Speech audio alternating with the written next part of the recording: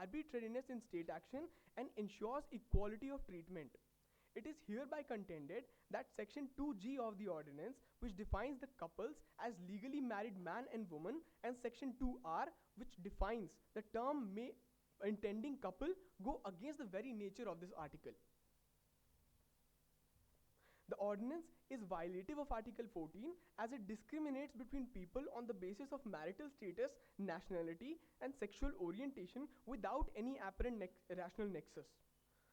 The ordinance classifies which woman can be a surrogate mother and which cannot, and excludes homosexual partners as a whole. The Honorable Supreme Court in the case of Baby Manji Yamanda versus the Union of India held that the surrogacy arrangements can be made for same-sex couples. The Council would most humbly submit before this Honorable Court the 228th Law Commission report, which says that even a single or a gay parent can be allowed to have a child through surrogacy. It is contended that the ordinance, by establishing a eligibility criterion, puts a blanket ban on certain groups of people who are within their rights to seek surrogacy. The Council would most humbly submit before this Honorable Court that the ordinance violates Article 21 of the Constitution of Nilfgaard, as it puts a blanket ban on the right to reproductive autonomy of a certain group of people without a just and reasonable nexus between the objective sought and the act done. The Council most humbly submits that according to the Universal Declaration of Human Rights, men and women of all age, without a limit, inherently possess a right to procreation and a right to reproduction. It was held in Nalsa versus the Union of India that the non-recognition of gender identity is a grave violation of Articles 14 and 21. The said ordinance places a blanket ban on homosexual surrogacy when it defines the term couple in Section 2 Part G of the said ordinance. Hence, it is violative of Article 21 as there seems to be no reasonableness in this restriction.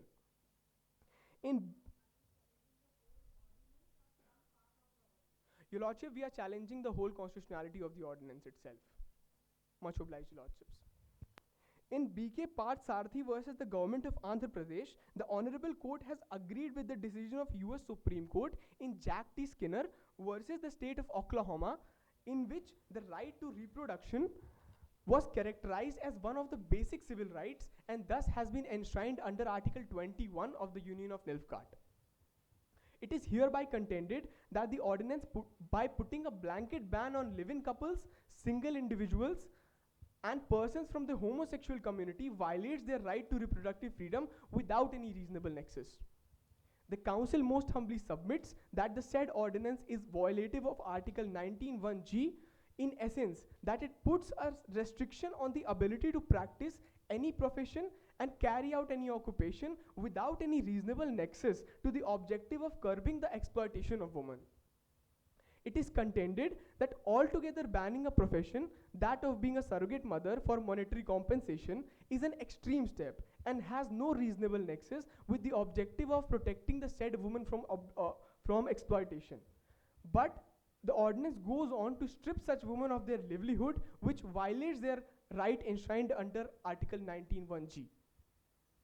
In the case of Lakshmi Khansari versus the state of UP 1981, the Honorable Court has laid down in paragraphs 880 and paragraphs 881 that if the restrictions imposed under Article 19 Part 6 are in consonance with the directive principles of state policy, then they shall be upheld. But in the present case, the petitioners would like to contend that the said ordinance goes against the Article 41 of the directive principles, which is the right to work, and hence is against public policy. It is thus contended that as laid down in the cases of Modern Dental College versus the state of MP and Muhammad Farooq versus the state of MP, that if an alternative existed, then the restriction under Article 19 Part 6 shall not be held reasonable. It is humbly contended before this Honorable Court that the government, instead of putting regulations to protect women from being exploited, such as verification of intending parents, the government opted for a complete blanket ban on commercial surrogacy, which is unreasonable and hence ultra-vires the Constitution of Nilfgaard. If it may please the Court, the Council seeks permission to proceed with issue number 2. Yes, Your Lordships. The proposition that you have tried to propound by placing reliance on Article 41 of the Constitution, which deals with the directive principles. Yes, Your Lordships. Just try to reconcile how it can be made applicable in this case. Yes, Your Lordships. I will reconcile that for you. Please. Article 41 says right to work, to education, and to public assistance in certain cases.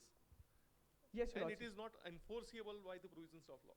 It is not enforceable, right? Yes, Your Lordships.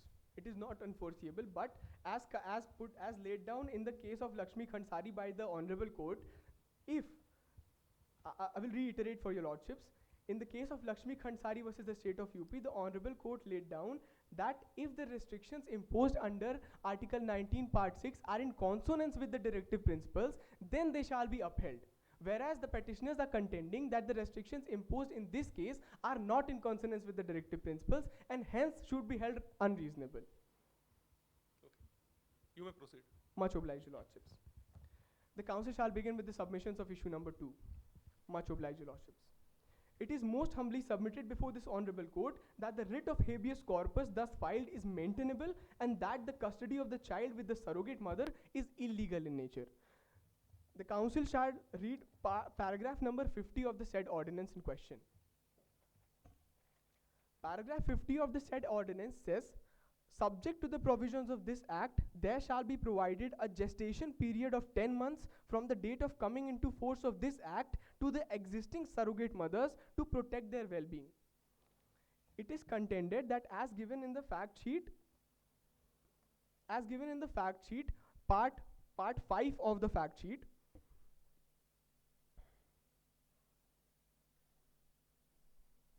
the ordinance came into effect during the gestation period of Mrs. Sagarika, that is 2 to 3 weeks prior to the expected date of delivery. So the petitioners are contending that this falls under the 10-month gestation period provided under the said article, and hence the ordinance is not applicable to the said case, and hence the writ of habeas corpus is enforceable before the Honorable Court.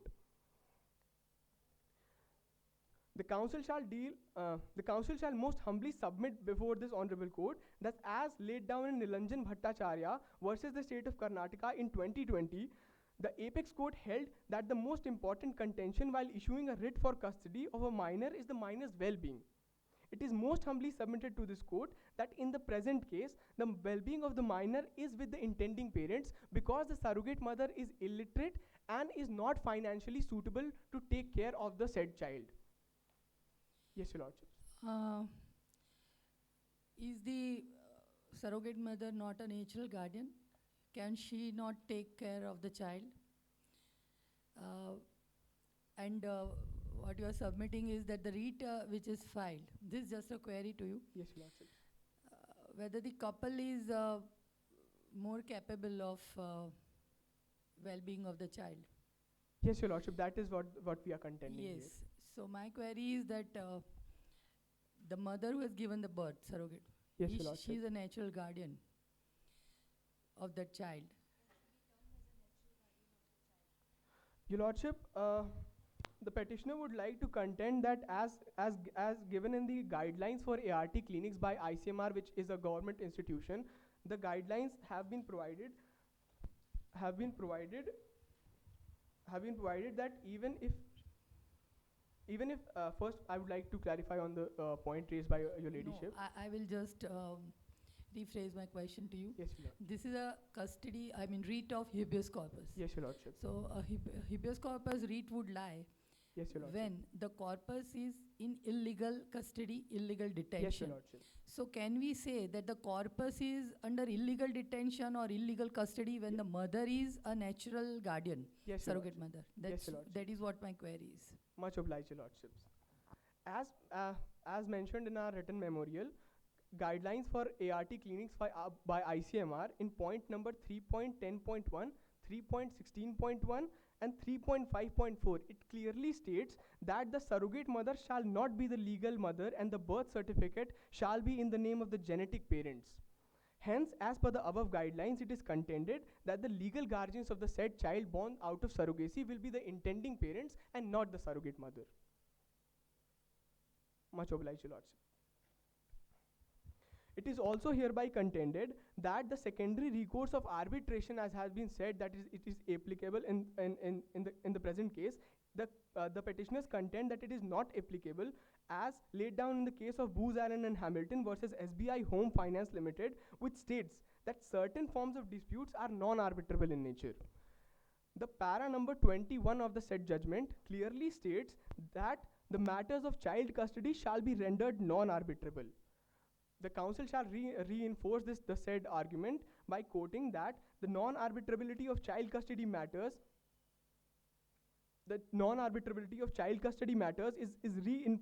is reinforced by the Vidya Drolia versus the Durga Trading Corporation case, in which a fourfold test of arbitrability has been laid down by the Honorable Court, and the petitioners contend that the said case does not pass the said fourfold test. It is most humbly contended that the mere presence of an alternative remedy does not bar the petitioner from invoking the said writ of habeas corpus, as laid down in the case of Radhakrishna Industries, that the presence of an alternative remedy does not divest the High Court of its power under Article 226 of the Constitution of Nilfgaard. It is hereby most humbly contended before this honorable court that the detention of the child by the surrogate mother as born out of surrogacy is illegal, as the petitioner has already laid down before the honorable court. It is also, in furtherance of that very argument, the petitioner would like to contend that it has been laid down in the case of Tejaswani Gaud versus Shekhar Jagdish Prasad Tiwari, the writ of habeas corpus can be issued when there is a question of illegal detention of a minor, and hence the petitioner would like to submit before this court that the said detention by the surrogate mother is illegal in nature, because in the present, because one reason has been already provided by the petitioner. To reinforce the said point, both the gametes out of which the child was born were of the intending parents, and this is a case of gestational surrogacy and not of a traditional surrogacy, and hence the legal guardians of the surrogate child are the intending parents and not the surrogate mother. The council would like to conclude the submissions of issue number 1 and 2. Much obliged, Lordships. The council will call upon council 2 to deal with issue 3. Much obliged, Lordship.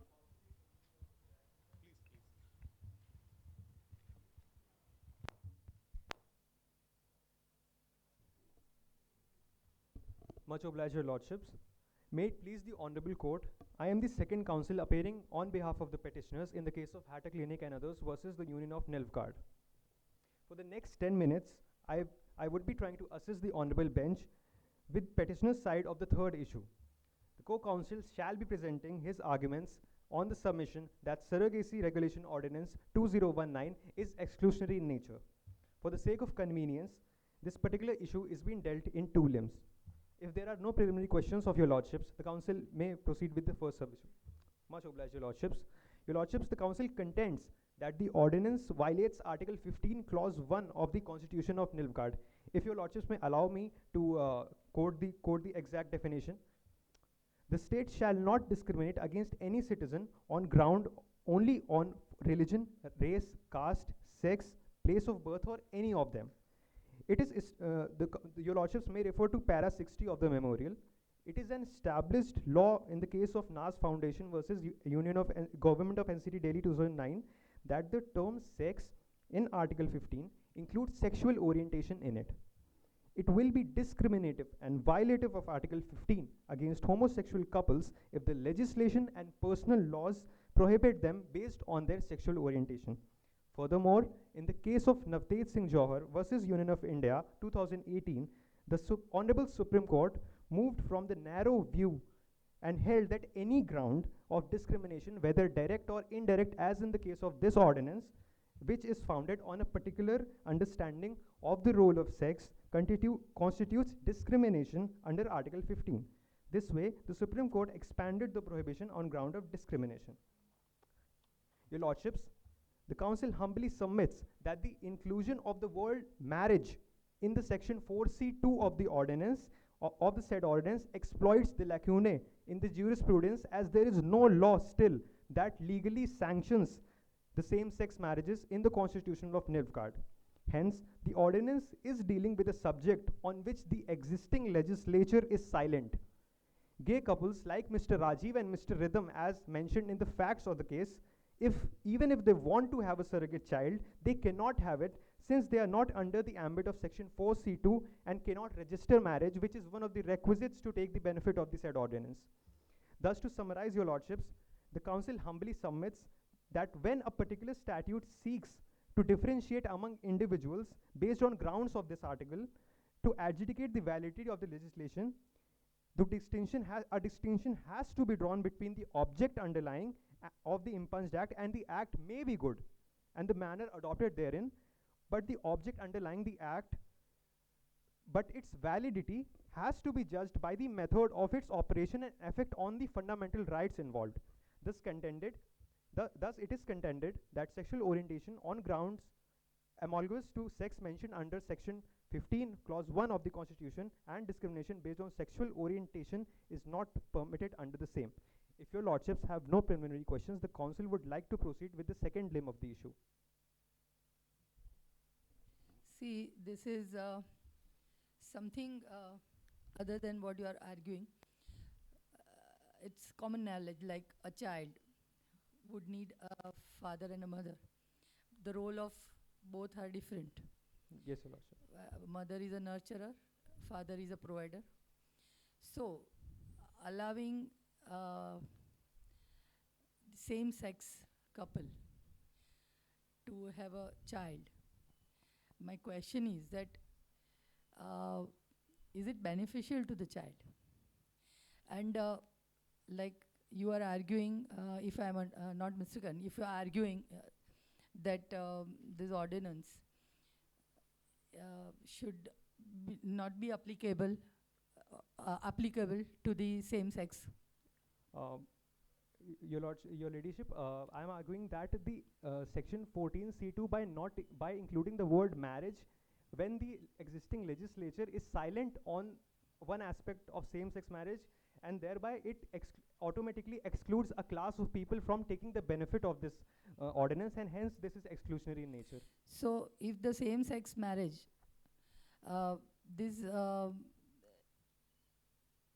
it excludes, and if they are given the advantage of this, will they be a proper couple? Rather, this marriage would be to take care of a child, infant.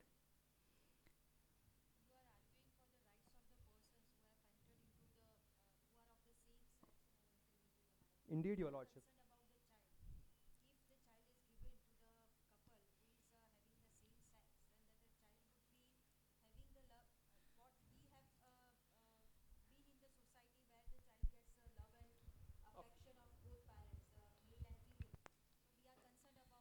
So you are arguing for the rights of the surrogate mother, or whether the couple who is going to take the custody.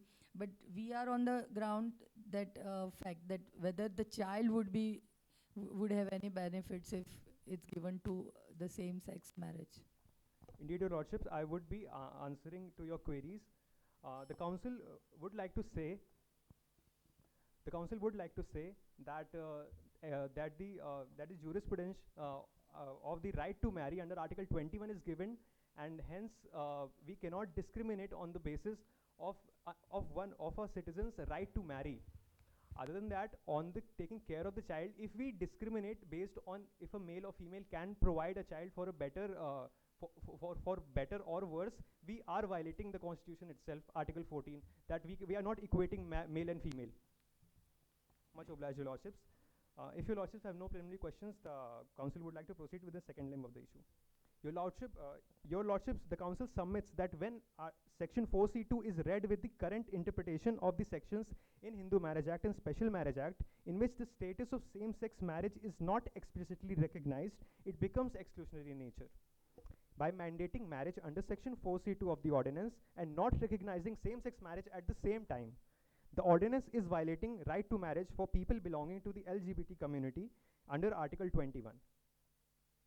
In Menaka Gandhi versus Union of India, 7-judge Constitutional Bench, 1978, the outcome was that law limiting rights of personal liberty would not only have to be procedurally correct, but also substantively valid for it to be a law. The present jurisprudential status of same-sex marriage deprived people from belonging to the LGBT community of their fundamental right to marry to enshrined to them under Article 21. So far as Menka Gandhi case is concerned, the law has to be applied on the facts of the case. It was in 1977-78. Indeed, Your Now Lordship. we are in 2022. Law is obviously always evolving, but at the same time, how do you reconcile with the fact of Menka Gandhi with this? How can the ratio laid down in Menka Gandhi case can be made applicable in this case?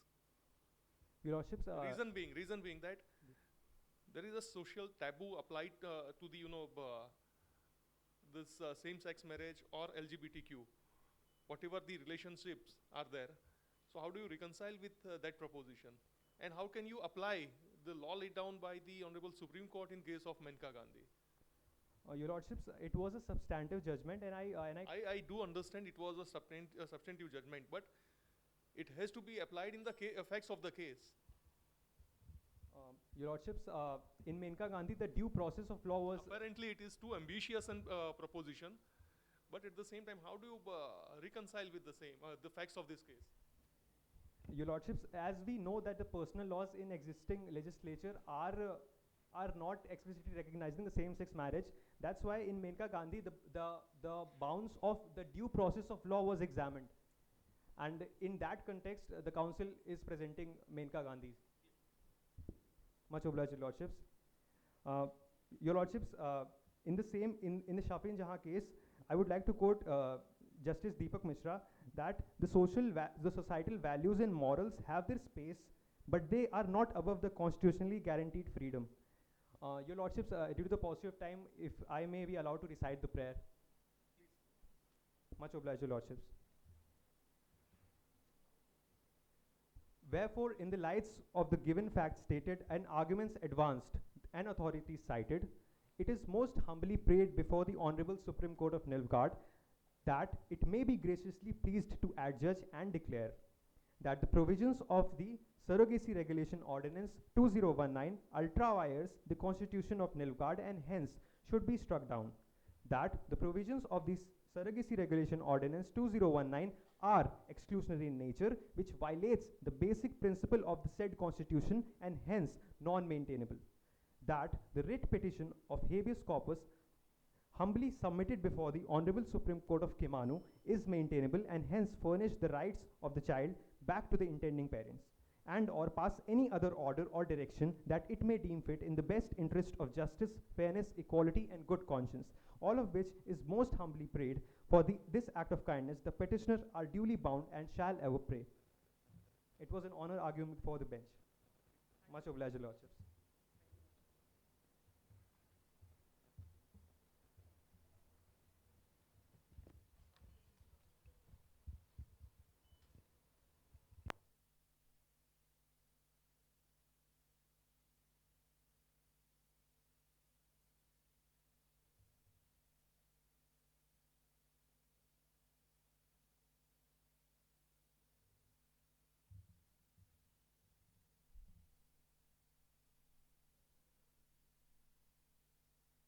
The council seeks permission to proceed, Your Lordships.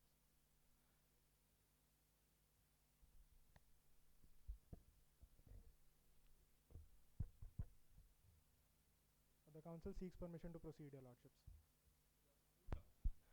Greetings to the bench. The counsel for the respondents is standing before the Honorable Court in the case of Hatter Clinic versus State of Haryana, Mr. Atulya and Mrs. Anna versus State of Haryana, Mr. Rajiv and Mr. Rhythm versus State of Tarakota, and Mr. Suhas and Mrs. Suhasini versus State of Kimanu. If Your Lordships are well versed with the facts of the case, the council seeks permission to proceed. The counsel for the respondents shall be dealing with 3 issues today before the honorable bench. The first issue is that whether the conditions laid down for the eligibility certificate of surrogacy under section 4(3)(c) of the ordinance are constitutional.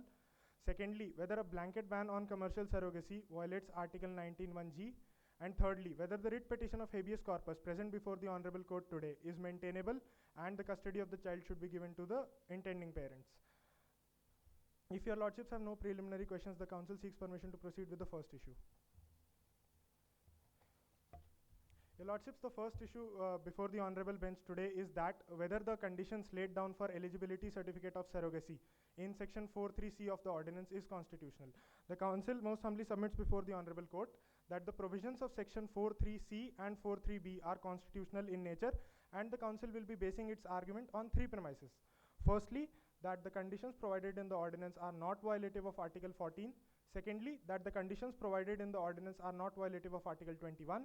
And thirdly, that the requirement of marriage provided in section 4.3c2 of the ordinance, as well as the definition of couple in section 2g of the ordinance, is constitutional in nature. The council seeks permission to proceed, your lordships.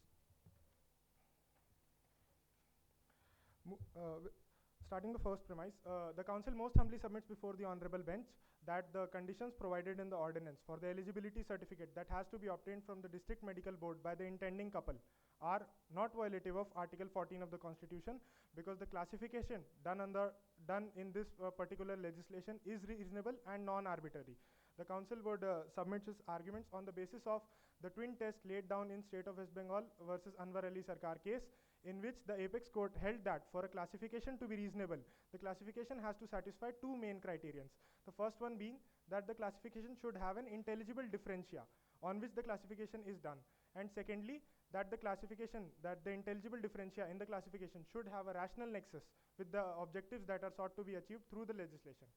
Your lordships, the council would submit before the honorable bench that in the given case, in the given legislation, the conditions provided in section 4.3c and 4.3b have an intelligible differentia of classification, which is as follows: that in section 4.3c1 of the ordinance, your lordships, it is given that the age of the intending parents,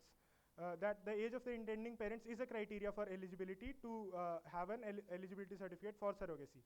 It is given that the age of the intending father has to be between the ages of 26 years and 55 years, and the age of the intending mother has to be between 23 years and 50 years.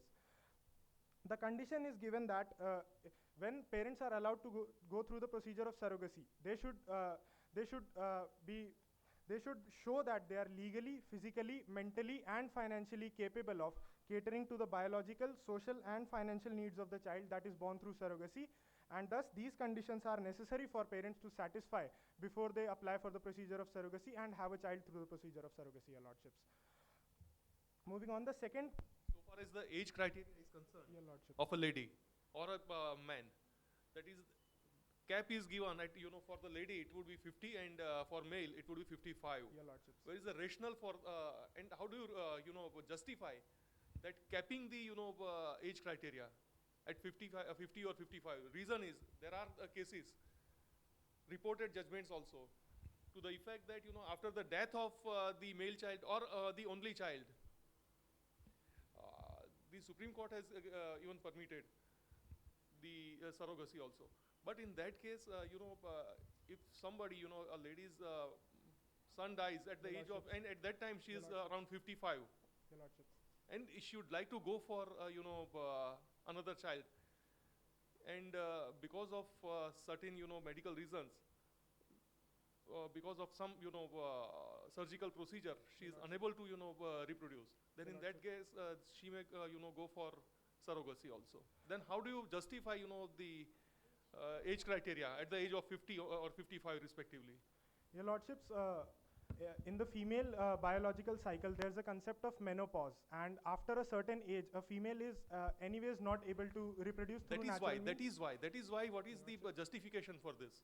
Your lordships, in the ordinance, it is provided that the gametes cannot be taken from the surrogate mother. So if your lordships, Not from the surrogate mother, but what about the father? your lordships, What about the father? your lordships, I would like to draw the attention of your lordships to flag number 2 of the compendium that has been provided. Your lordships.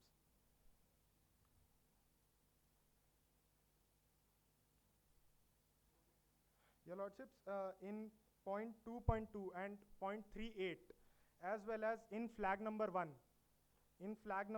which is the United Nations Convention for the Rights of the Child, which has been held as binding on the legislature in the case of Salil Bali versus Union of India. It states in the point 3.4 in the article 3rd of the convention, it has been given that the state is duty bound to act in the best interest of child, your lordships.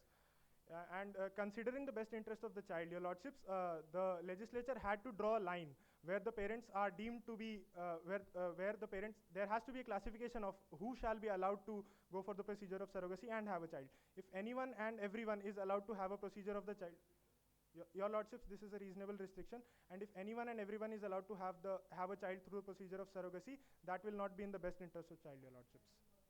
Your lordships.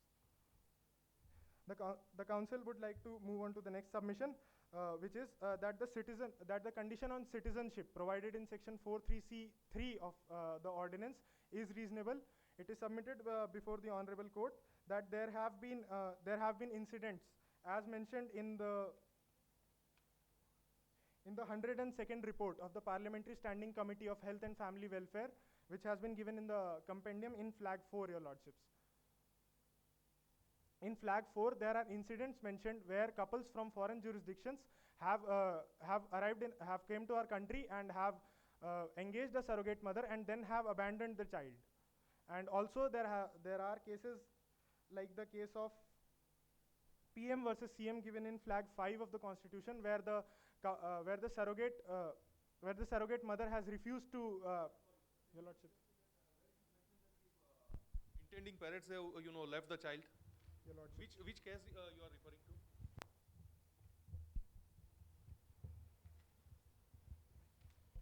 Like number 4 that you said. Your lordships. Any such instance,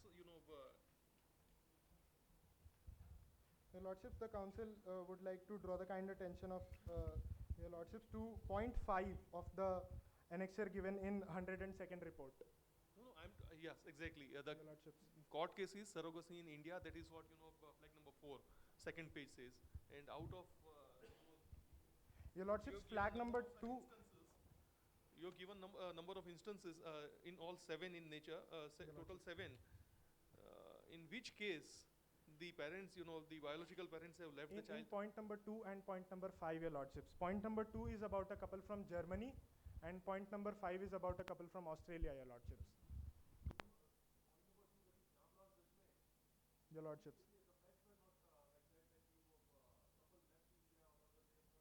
Your lordships, it is most humbly submitted before the honorable court that in cases where parents from foreign jurisdiction are allowed to have a child through surrogacy in India, there can be disputes on citizenship, and when a child's citizenship is not clear, it can hamper its future development, and a citizenship is a very important criteria when the child wishes to go for higher education, which the state is duly bound to provide, your lordships, which the state is legally bound to provide. If your lordships can refer to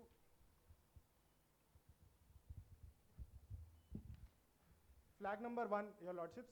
Flag number 1 in Article 26 and 28 of the United Nations Convention on the Rights of the Child. It is provided that under Article 26, state parties shall ensure that the child has the right to benefit from social security, and Article 21 states that every state shall ensure, every state which is a party to the convention shall ensure that the child gets accessibility in all ways possible to higher education and secondary education, your lordships. If your lordships are satisfied with the submission, the council seeks permission to proceed, your lordships. Please. The next submission is that the conditions provided in section 4.3c of the ordinance have a reasonable nexus with the objectives that are sought to be achieved through the legislation. In Union of India versus M.V. Valiappan case, it has been held that there shall be reasonable nexus, and the classification shall be based on the qualities and characteristics of the objective. Your lordships, it has, as has been earlier laid down by the council, the state is duly bound to provide, the state is duly bound to act in the best interest of the child under National Policy for Children 2013, and thus when the state restricts anyone and everyone from going through the procedure of surrogacy and regulates who can be a parent through the procedure of surrogacy rationally, then this is a reasonable classification under Article 14.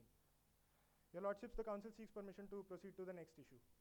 Your Lordships, the Council most humbly submits before the Honorable Court that the impugned legislation is not violative of Article 21 of the Constitution, Your Lordships. The Council humbly submits that in the case of ADM Jabalpur versus Shivkant Shukla, it was held that liberty is a regulated freedom which can be confined and controlled by law. Your Lordships, as has been earlier established by the child, the state is duly bound to act in the best interest of the child that is born through surrogacy, and thus the state has to ensure that there are regulations on who can get a child through the procedure of surrogacy. Your Lordships, in the case of Tulsa versus Durghatia, it was held that even in the case when a child is born out of wedlock, the duration of the relationship has to be considered in order to give the custody of the child to the parents. Therefore, it has been held by the court that the duration of relationship has to be considered before giving it, before someone is allowed to have a child through the procedure of surrogacy.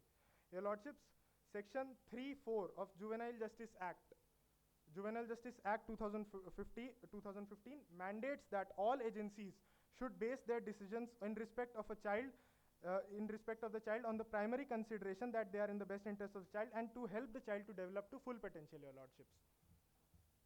Your Lordships, it is further contended that the condition provided in Section 43C(4) of the ordinance, which states that there should be no surviving child of the intending parents, is based on the rationale that surrogacy should not become the natural method of parenthood, Your Lordships. This condition has been provided in order to protect the natural order of the Indian society, and in order to ensure that surrogacy does not become the natural way of having children, and surrogacy should be resorted to as a last resort in case the parents are not able to conceive in a natural way, Your Lordships. You rightly said that it should not be resorted to as a natural way, but at the same time, again you said that natural resource, right? There are cases where there is a surviving child, but is suffering from autism or something, some other, infirmity or some genetic defect. There is definitely there is a surviving child. But at the same time, if the parents are inclined to go for and they would not like to take any risk with the requirement of this genetic defect. It has been the exceptions are provided to Section 43C(4) in the ordinance, Your Lordships. All the conditions mentioned by you are catered for in the ordinance, Your Lordships. If a parents have a child that is suffering from a terminal disease or a disease which has no permanent cure, then the parents can go through the procedure of surrogacy even if they don't qualify, Your Lordships.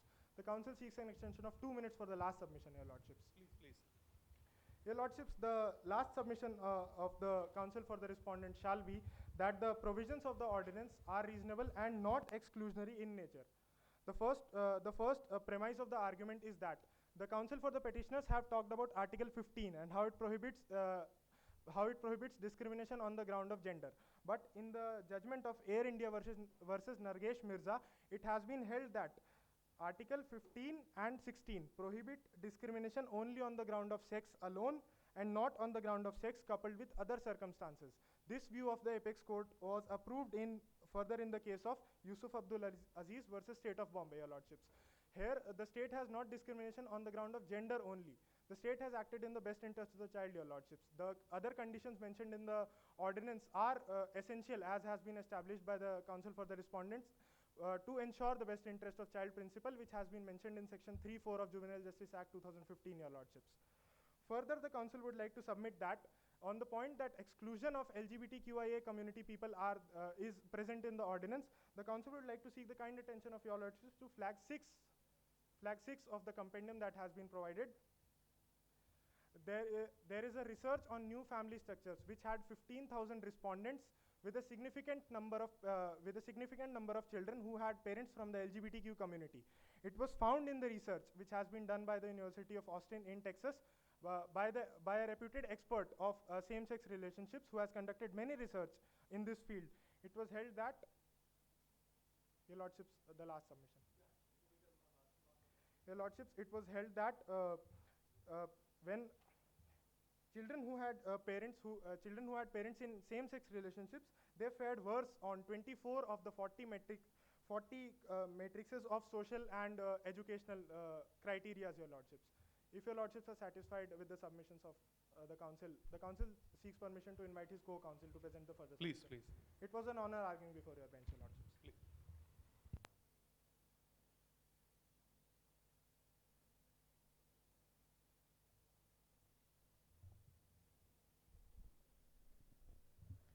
Greetings to the bench. Proceeding with the submissions, the council will be dealing with issue 2 and issue 3. If it may please the bench, the council humbly seeks the permission to move further with the submissions. Much obliged, your lordships. Your lordships, the second issue is whether a blanket ban on commercial surrogacy violates Article 19(1)(g) of the Constitution of Nilfgaard. The council humbly submits that the promulgated ordinance does not violate Article 19(1)(g) of surrogacy clinic as well as that of surrogates. Given in Section 6 of Article 19 of the Constitution, the fundamental right to practice any profession or carry out any trade or business is not an absolute right and can be subjected to reasonable restrictions. No freedom conferred upon by the Constitution is absolute in nature, and reasonable restriction can be imposed by the state under Clause 6 of Section 19 in the interest of general public. In the case of Narendra Kumar and others versus Union of India and others, the Supreme Court clearly held the view that the term restriction in Article 19(1)(g) and 19(6) of the Constitution can be inclusive of the term prohibition on a profession. The ordinance does not completely bar surrogacy, it just bars commercial surrogacy and has promulgated regulations for altruistic surrogacy in interest of the general public, which has been specified in Section 4, Clause 2 and Section 4, Clause 3 of the ordinance on flag 8 of the compendium. The conditions have been laid out separately for the clinics and the surrogate who wish to practice this profession separately in order to attain better services even for intending parents and avoid any disputes arising out of the same matter. Additionally, a fourfold test that was adopted in the case of Om Kumar versus Union of India, the principle of proportionality was laid down and adopted by Indian courts, which assesses any ordinance or law imposed on two grounds. That is, first, the limitation imposed should have a legitimate aim and should strike a balance. Secondly, the rational nexus should be there behind any law passed or ordinance passed. And thirdly, there should be the necessity to pass that ordinance or law. And fourthly, the balance between restrictions and freedom granted should be stricken by the law. It should not be arbitrary, but it should also see that it is relating to the subject matter that is to be catered to. In present case, the restriction on commercial surrogacy is imposed for the proper purpose. That was to save the surrogates which were employed in this profession from exploitation, as has been mentioned in part 1 of the Moot Court proposition, wherein it is given that 51% of surrogates were being exploited on the basis of the socio-economic backgrounds. Also, in this case, the nexus of behind passing this law was that to stop the clinics from exploiting it, as well as to stop the issues that were arising out of the kids being born through surrogacy. Therefore, the ordinance completely is in line with the nexus to achieve that purpose. Thirdly, it was the necessity, as has been specified in the Moot Court proposition, as there was opposition and pressure from public groups as well as associations working for welfare of the general public. It has been mentioned in part 1, your lordships, that there was pressure from the other groups to pass an ordinance which regulated this and to impose a complete ban on practice of surrogacy. The government banned the practice of commercial surrogacy, but to let there be a resort for the infertile parents to conceive, the government just regulated altruistic surrogacy. Further, in Municipal Corporation of City of Ahmedabad and others versus Jan Muhammad Usman Bhai and others, the apex court held that if a law requires that an act which inherently is dangerous or noxious or injurious to public interest, health or safety, or is likely to prove a nuisance to the community, shall be done under a permit or a license of an executive authority. It is not per se unreasonable, and no person may claim a license for a permit to do the same as per the right. The ordinance has mandated certain eligibility criteria for surrogacy clinics to obtain legal valid license to operate under the executive authority specified by the ordinance. This, this provision aims to ensure that only the surrogacy clinics that are well equipped to follow the procedure and let the parents have the child through the procedure of surrogacy are able to practice this profession in a standardized manpower and infrastructure and allow the intending parents to have the best of these services.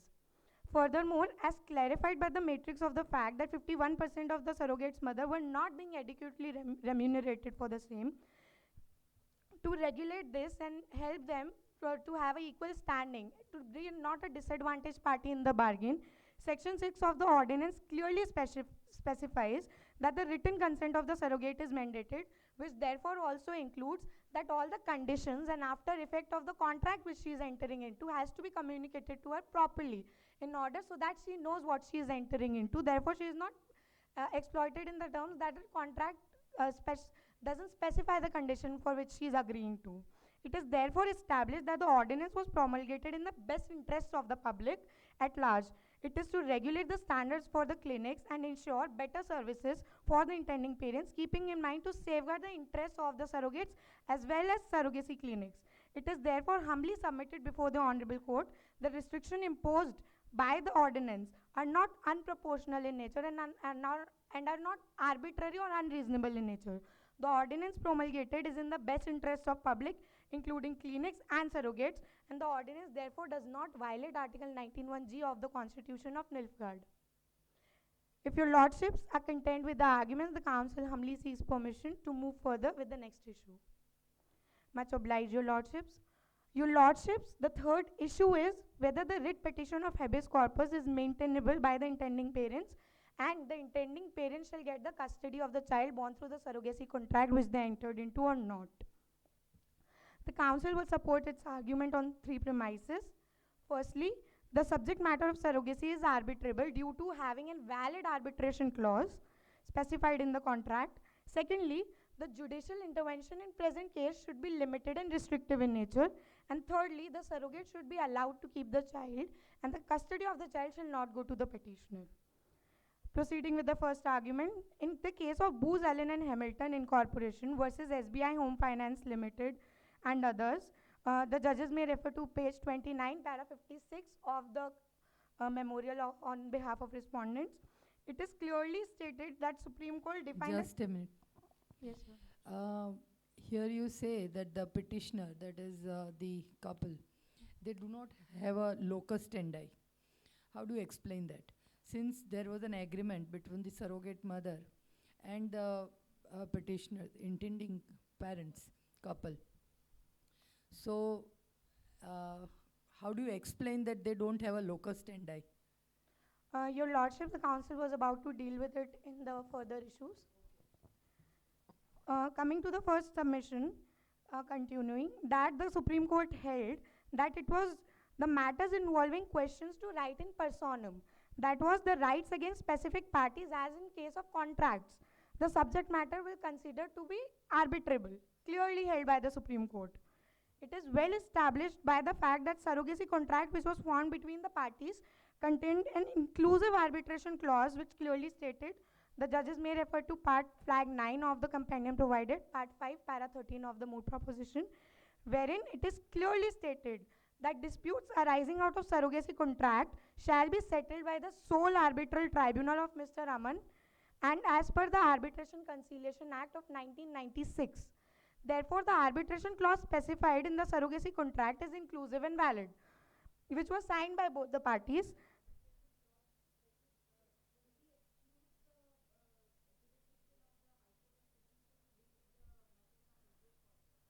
Your Lordships, that was a part of second submission the Council is going to deal with in the second submission. May the Council continue? And the arbitration in this case, would it not amount to in-house arbitration, which is held to be bad by the Honorable Supreme Court in recent judgments? Your Lordship, as it has been agreed upon already. The proposed arbitrator is brother of that lady. In this case, going by that, would it not amount to in-house arbitration? Your Lordship, the arbitrator is not the brother of the lady, though the Council acknowledges the fact that yes, the arbitrator is in relation to the petitioner. However, it may lead to biasness. Then Biasness, conflict of interest, etc. the arbitration clause clearly, the Arbitration Conciliation Act has provisions provided in case where there is in-house arbitration, in case of changing of the composition of the arbitral tribunal, that can also be resorted to in this matter. Additionally, coming to the question of the locus standi, having a locus standi is a condition precedent for an exercise of power under the jurisdiction of the court. Hereby, the defendants are contesting that the present case does not lie under the jurisdiction of the present court. Therefore, the petitioner do not have the locus standi to stand before the court under the writ petition. It is not. The petitioners have the locus standi to resort to arbitral tribunal. There they do hold a locus standi. But to stand before the court in the matter of habeas corpus writ, which the counsel shall be contending in further arguments. Proceeding to the second submission, in the case of Grid Corporation. You mean to say because of the arbitration clause, this writ is not maintainable? In the present case. In the case of Grid Corporation of Orissa Limited versus Balasore Technical School, the Honorable Supreme Court held that if dispute is within the scope of arbitration and has a clarified arbitral clause, it is in no part of the province of the court to enter into the merits of the case.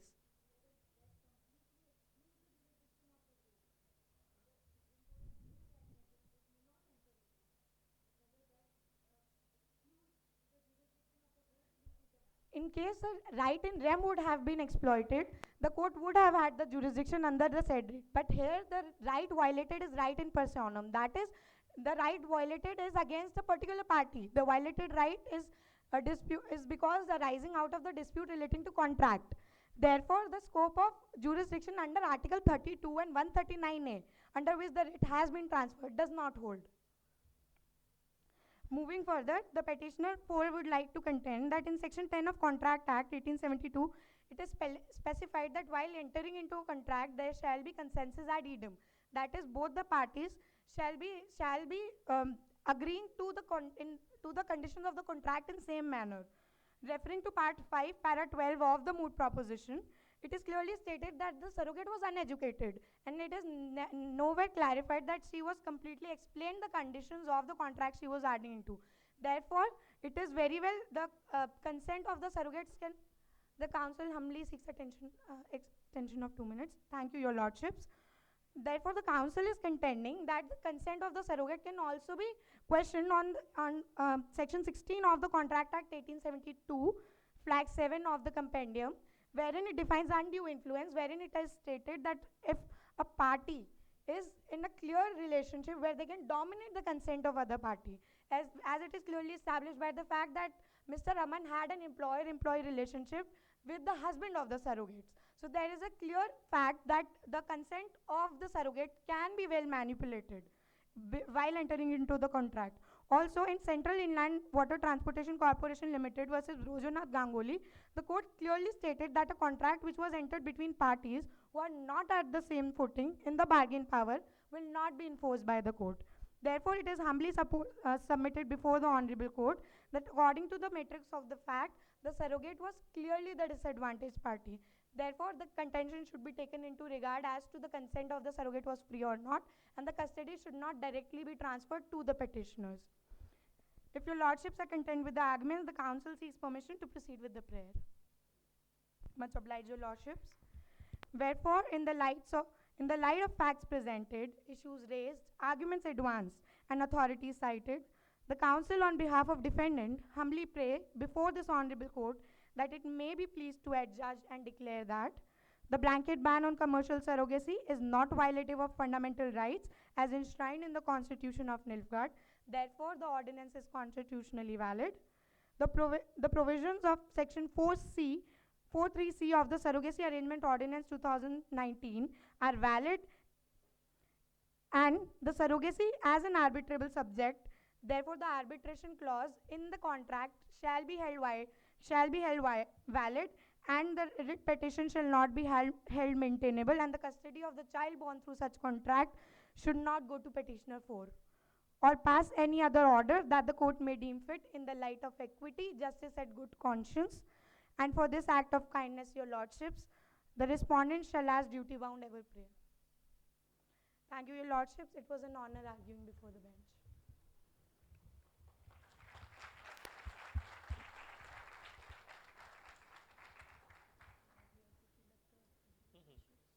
By the way, both the teams have really done well. Yes. Both the teams, we can see that, bubbling with lot of energy.